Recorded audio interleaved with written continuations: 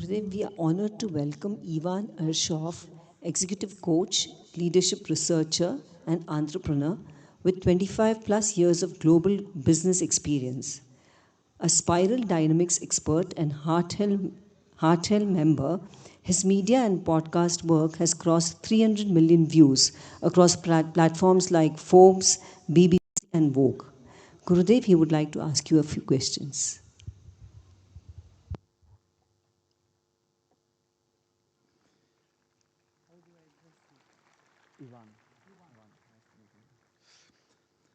Hello. Yes, it's working. Dear Gurudev, this is my first time in ashram. Of course, I'm really nervous here, but I'm so grateful to be here. It's really amazing place and most, I think, powerful place in my life. And of course, my English, maybe, I'm sorry about my English. Um, Thank you so much for opportunity to be here. Uh, my first question to you, what is satsang? How we can translate it?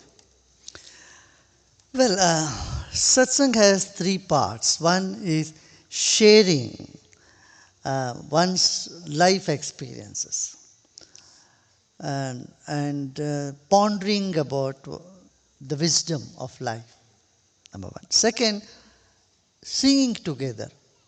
Everyone together sing so that a same rhythm is generated in the mind, in the hearts of people. So it's basically uniting minds and uniting hearts and making life a celebration. Amazing. Sounds amazing. Me and my friend Tiger, we're making a movie about friendship. So the question is, do you have a best friend? Oh, yeah, countless. I can't even count. And any friend I make, I see the best comes out of them. Wow. Okay. How for you? How to make our relationships last long? Yeah. In relationship, if both party or whoever is involved in it, if they have a common goal to achieve, then it stays for long. There is some common bonding that has to happen. Not just pleasure, not just coming from a space where what I get, Yeah. if both are in the run to get something from each other, it's not going to last too long. But when you come from a space when you are giving, when you're contributing, when you feel you are complete and you want to contribute, not because you lack and so you want the other, then that relationship will last longer. And another thing I would say is we often end up questioning the love of others for us. And we keep questioning and asking others to prove their love for you. This is a big burden unconsciously we put on the other person. We make them responsible to prove that they really love us. And just imagine if you are in that shoes. If you have to prove that you really care for someone day in and day out, it will wear you out. And this is what happens. And then one more thing I would say is when you love somebody, you want to know everything about them, you become ultra curious about them. In this run, it's quite natural. You love someone, you want to know everything about them. But in this run of being too curious, you start policing them. And this policing of someone whom you love a lot is again another burden on you. Don't you think so? Suppose someone is policing you all the time, then you get into a spot where you need to keep proving yourself. And that causes huge tension. So if we can avoid with wisdom these things and be more centered, then relationship lasts longer. See, ancient days, the common goal for people were their kids. So they could somehow swallow the bitter pills and those tough times in their life because they have a commitment to the family, for the kids, or for the parents. And today in the nuclear families, you don't see that much, and now you have that much pressure. So people fall apart very fast. Thank you very much.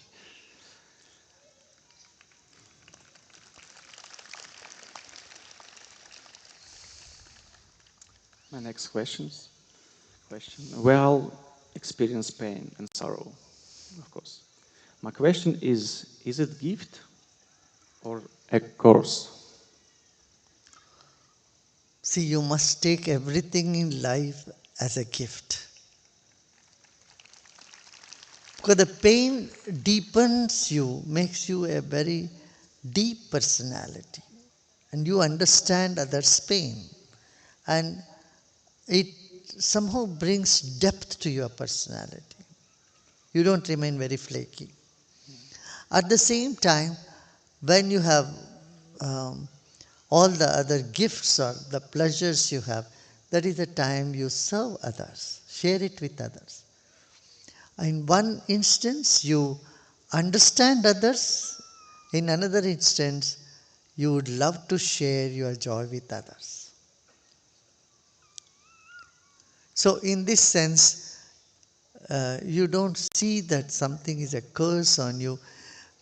Every crisis, there is a saying in Chinese that every crisis is an opportunity.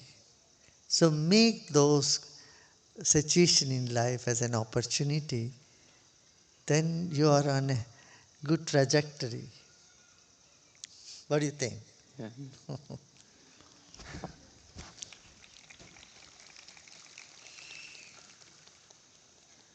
Gurudev, today the pace of life is so quick. Short videos, constant content, scrolling, etc. Of course. For those who want to get enlightened, my question is how to get enlightened quickly. When you slow down, you will very quickly get enlightened. Yeah. When you are in a hurry, it will take a long time. The mathematics here is cool down and slow down. And you can only slow down when you have intensity, mind you that. Someone who is already slow, who has no fire, I would not tell them, slow down. For them, I tell them, hey, wake up. Why are you wasting your life? But when someone is here who says, I want to have it quickly, I really want it, then my instruction for them would be cool down, slow down, and you will have it right away. Yes. Thank you. Calm down for us, all of us. Another question about AI. AI became a natural part of our life. People go to AI for answers to different questions, of course. So, will AI replace God, and when? So, see, there is nothing that can replace God because there is nothing outside God. Oh, Okay. Even if something you think is replacing God, it is already inside God only because nothing exists outside God. Now, AI is again another blessing. It depends on how you use it. If you use it judiciously, it brings more comfort to life. If there is no ethics, in the using of AI, then it is bigger disaster than nuclear power in the world. It's almost like the nuclear energy. With nuclear energy, you can light up the whole city. You can bring so much energy, power to the whole population. At the same time, it can destroy the population. What do you think? Yeah, I think it's good. We agree Of on that, course. right? Yeah, Yeah, of we course. agree. Yeah, good. We agree on that. I think everyone agrees here. Everybody agrees. Yeah. It's just a comfort, and it depends on how we use it. Yeah. Okay. Um, Today we talk a lot about longevity. There are many longevity gurus in social media. What would you advise to all of us to live longer? Longevity depends on your state of mind also. You cannot only pump all the vitamins or supplements in your body to keep you longer. You also need to see how your state of mind is, how happy you are, how relaxed you are, how you energize your nervous system more than you deplete it. You know, with all social media and all the bombardment of stimuli to our brain, we are causing a big toll on our own nervous system. We don't give it time to recuperate. Then you age very fast. So maybe physically someone looks young, but mentally, I tell you, they start deteriorating very soon. You see 60, 70-year people, even 50s, they're so confused. And their cognitive power starts reducing. No point in living long without enough cognitive sense, you know. So I would say um, attending to mind and the spirit, understanding one's energy level here is very important to have the longevity, not just longevity, a happy life. Yeah. That's important. You can live for 100 years but miserable and wanting to see when I will die, thinking of that every day. Rather, you would say you don't even feel the time when you are engaging yourself in something meaningful in life. Social service, spiritual activity, all this would enrich your life and changes the quality of life. I would rather emphasize on the quality of life than the length of the life.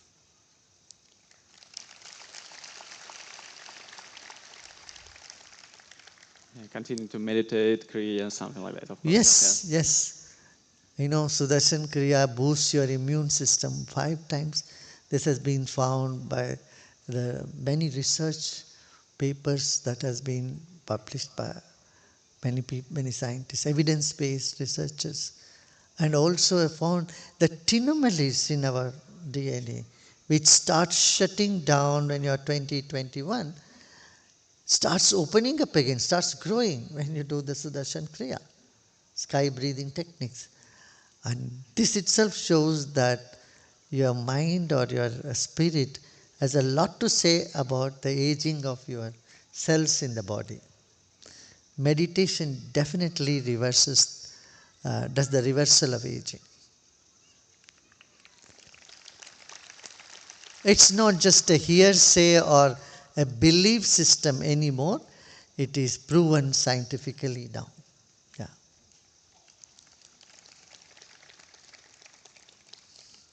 Gurudev, I have coached so many people from individuals to corporations on leadership. And the question I get the most is how to be confident and where to get confidence from. Could you please talk about? To be confident, you should not care about success or failure. The fear of failure will take away all your confidence. You must say, okay, never mind if you fail, so what? When a child starts to walk, it falls several times.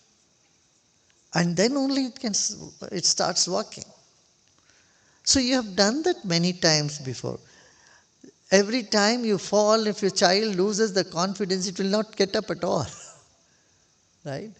So you must know that these hurdles in life, hurdles to success, are just a stepping stone, not really a hurdle. It only makes things, uh, you know, uh, more colorful. That's one thing that can help you to build the confidence. Second is stop comparing yourself with others. Comparison often drains your energy. Very rarely comparison can inspire you. But for that to make every comparison to inspire you, you need to have certain wisdom, certain confidence already. But often people end up feeling low when they start comparing with others. And here the trick is when you compare yourself with someone who has not done so well as you start becoming arrogant and become less mindful.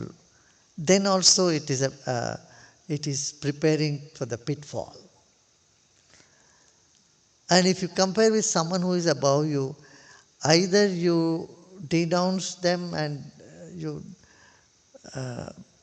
refuse to acknowledge that they are doing well, or you feel uncomfortable.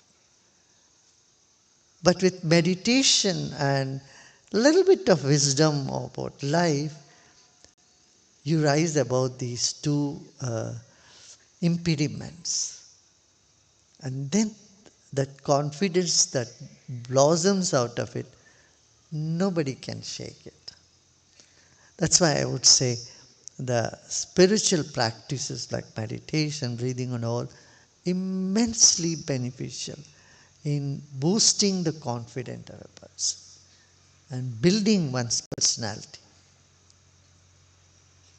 Yeah. Thank you very much. So done? No, I have two more Okay, go questions. ahead, go Yeah. ahead, go ahead, go ahead. Gurudev, I am father of three, two boys and one beautiful girl. How to be a good parent? When you say you have beautiful girl, you should say very two smart boys also. you, you need to add some adjectives to the boys also.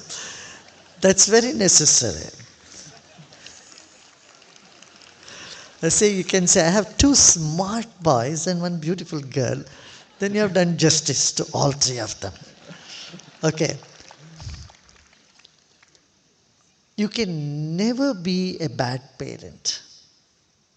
Please understand this and be assured. Sometimes when mothers scold their children, later on she start feeling, oh, I'm a bad mother. I scolded the poor kid. I lost my temper. I shouldn't be doing that. No. No child has grown up without being scolded by the parents, including me. My mother only, not my dad. And it is good, you know. It makes you stronger as a child. So if you bring up your children in a very goody-goody, sweetie atmosphere, you render them very weak to the society. When they grow up tomorrow, they can't take a simple criticism from someone. They get shaken. Right? So, not to feel guilty if you had to scold them, but it should not be too much also. Just a little bit here and there. Or just a tough look work out. Will work. Just once in 6 months, once in a year, little tough look at, hey, no God, that's good enough. My father would never scold, but a tough look sometime would make us really, uh, you know, wake up and stand up. That very rarely, it never happens. But mother will always find that you're not, you are not so organized. She kept telling me for a long time, I'm a better organizer than you. So it is necessary for parents to put their foot down sometimes and not just buy into their fancy whims and fancies all the time. I'm saying, underlining the word sometime. That's very important. If you're too control freak, you lose them.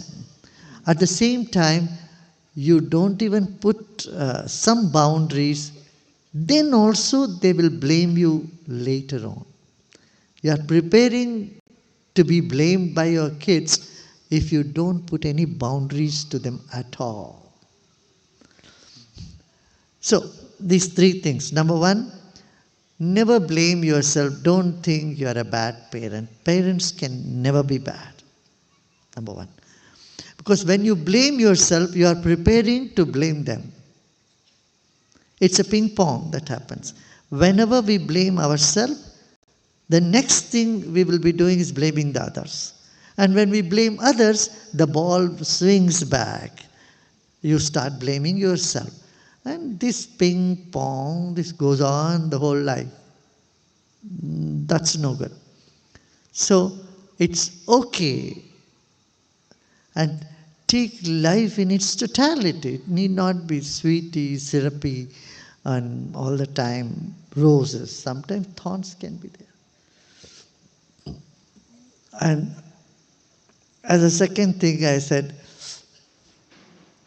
it's not my way or highway. It is, especially dealing with teenagers, you have to be very delicate and deal with the middle path. This is what I can say with the observation. I don't have any experience raising kids. But I would see that these things would definitely make a difference. And one more thing I can add here is, parents should bring up the quality of service in the kids. Ask them to distribute things, give things, and participate in service activity right from childhood. They do enjoy doing that. But if you always tell them, oh, okay, mind yourself, think about yourself, they become so self-centered. And when they grow up, you are not even in their circle then. Even you become a foreigner to their circle. That we must be cautious of. I have seen many, many parents being very unhappy with grown-up children of theirs who don't care for them. So this compassion and commitment, this is what I would say the spiritual bent of mind, rather than thinking what I get all the time to how I can contribute, how I can be part of others, welfare in society, bringing some goodness in society. These are the attitudes which can help build up, nurture a good parent-children relationship. We have formulated two programs. One is Know Your Child and Know Your Teens. It is just 2 hours sessions for 2 days for parents to understand their kids' psychology better and, how to deal with them. Yeah. Thank you very much for sharing this. I think I have one last question, Okay. but maybe see, maybe more. Oh, yeah. All of us have so many questions, of course. I'm sure you notice that. But is there anything what bothers you the most today? What And both? Yeah. can we, maybe, all of us, help you to get rid of this bothering? Of course, when I see the mindless violence in society, the small mindedness in people, when they fight over things which are irrelevant, I feel, look, here is some beautiful wisdom. Here is a medicine, and those who are sick, why wouldn't they take it? They are suffering with stress and depression and all sorts of sadness in their life. And here is the wisdom. Here are the practices to get over them all and become happy. I would say, why would they not do it? The prejudice in the minds of people is something that we need to get rid of. Number one is the stress and violence in society that we have to. And second is the intoxicants. People get addicted to various things, including the opioids. And we can definitely help them come out of it. Number two. Number three is narrow ideologies, wherein you don't include everyone as part of you. Whether it is gender-based discrimination, racial or religious dogmatism, all these things are impediment for human society, especially in this century. When you see people hurling bombs on small children in places of worship, and this terrorism, you feel, these are all sick people. They definitely need a little bit of wisdom, that compassion, that love, that sense, seeing life from a broader perspective. Hey, look, we are not going to be here forever. Life goes like this. 50, 60 years of life just runs away. But why not we create more happiness in society? Live on this planet happily, peacefully, and embracing everyone instead of showing gun to each other. This is a question. I'm sure you all will have the same question. So for this, we all should come together, unite together, and see how we can raise the happiness level in society. What do you think? Yeah, I think happiness is when why we're here. Yeah. Thank you very much, Gurudev. This is 45th year of Art of Living. We have been doing 45 years. So when I first started here classes, people said, Gurudev, don't go anywhere. You'll be here only. So every day we would sit and we had a lot of laughter. We have question answers. We have meditation together. In fact, it is in a small place called Shimoga, down south here in little bit of northeast from Bangalore. In that place, the people said, oh, Gurudev, because everybody's life was so transformed. They were very happy. They said, Gurudev, you just don't go, you just be here, and everyone will come here. Then I told him, look, I know you want me to be here all the time, but I belong to the whole world. So I said, I have to go and reach out to people everywhere. Thank you very much, And Gurudev. then we Yeah, started moving. Yeah, lovely. I have a flute here. Would you like to play it? I will play for you. Yeah. Little bit. Please, Okay. please go ahead. Music is part of our evenings. You can sit and play too. Whatever you're comfortable. Yeah, good. Yeah.